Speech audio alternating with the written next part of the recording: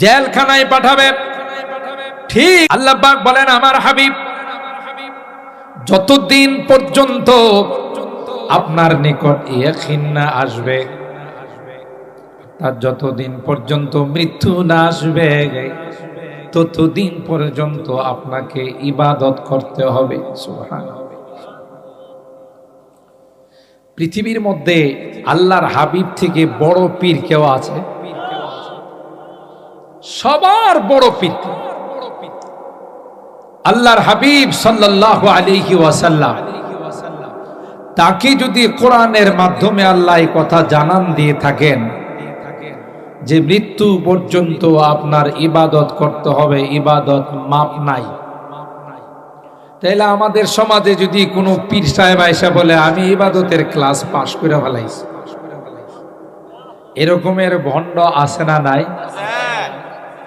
নামাজ নাই, রোজা নাই, শরীয়তের ধার ধারে না, শরীয়তের বিধানকে মানে না, সে হয়ে গেছে এলাকার সবচাইতে বড় পীর। আছে না নাই? পর্দা